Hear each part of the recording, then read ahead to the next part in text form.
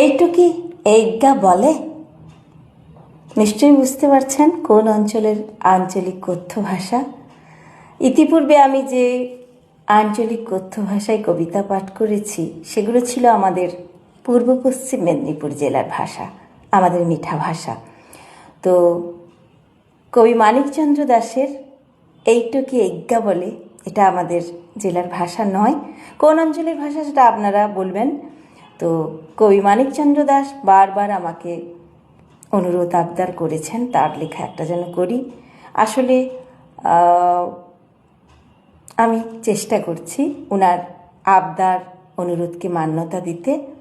আপনারা শুনে জানাবেন কেমন হয়েছে, কেমন লাগলো। আমি চেষ্টা করছি। এইটুকি এইজ্ঞা বলে কবি মানিকচন্দ্র দাশ। হে আজ্ঞে, দেশটা নাকি এগাইছে। বলি কোন ঠিনে এগাইছে দেশটা? সারা দেশ জুড়েই তো পেছা বাড়ি পালা।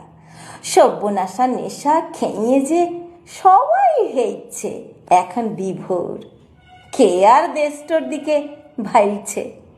কেউ বলছে ডাইনের মাটিটা বটে, আবার কেউ বলছে বাঁয়ের মাটি।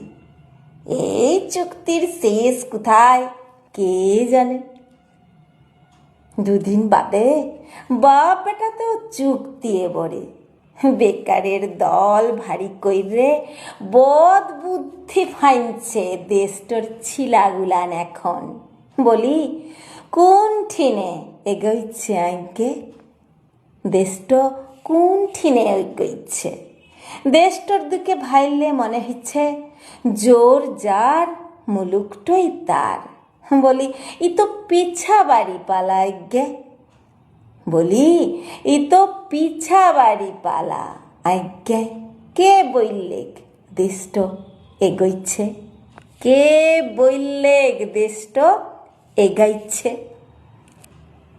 চেষ্টা করলাম শোনাতে আঞ্চলিক কথ্য ভাষার কবিতা। কোন অঞ্চলের ভাষা সেটা আপনারা যদি বুঝতে পেরেছেন জানাবেন। আমার ভুল ত্রুটি আছে সেটা আমি স্বীকার করেই নিলাম। তবু যদি আপনাদের ভালো লাগে আমি আবার শোনাবো। নমস্কার।